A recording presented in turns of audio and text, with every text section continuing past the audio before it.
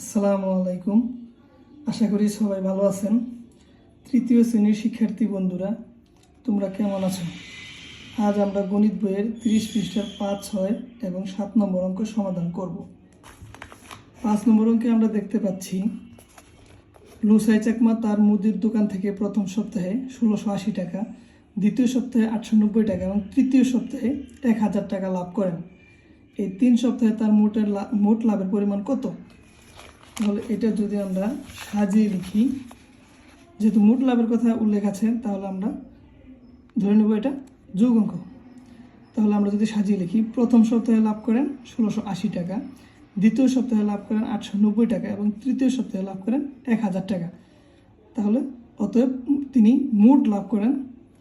যোগ অঙ্কটা আমরা সমাধান করি। 0 0 0 0 0 9 8 9 8 17 7, হাতে থেকে আমাদের 1 1 আর 0 0, আমাদের হাতে রেখে আর 8 এর 9 9 8 6 15 5, হাতে থেকে আমাদের 1, হাতে রেখে আর 1 এর 2 এবং আর 1 এ হচ্ছে 3। তাহলে আমাদের মোট লাভ হচ্ছে 3570 টাকা। তাহলে উত্তর হবে 3570 টাকা। এরপর আমরা যদি 6 নম্বর অঙ্কের দিকে যাই, 6 নম্বর অঙ্ক হচ্ছে কি, লিমা 261 পৃষ্ঠা, 275 পৃষ্ঠা এবং 350 পৃষ্ঠার 3টি গল্পের বই এক মাসে পড়েছে। সে ওই মাসে কত পৃষ্ঠার গল্পের বই পড়েছে, এটা আমাদের বের করতে হবে। যেহেতু সে 3টা গল্পের বই মোট কত পৃষ্ঠা পড়েছে এটা বের করতে হলে এটাও যোগ হবে। তাহলে আমরা সাজিয়ে লিখি, প্রথম বই পৃষ্ঠা আছে 261 পৃষ্ঠা, দ্বিতীয় বই পৃষ্ঠা আছে 275 পৃষ্ঠা এবং তৃতীয় বই পৃষ্ঠা আছে 350 পৃষ্ঠা।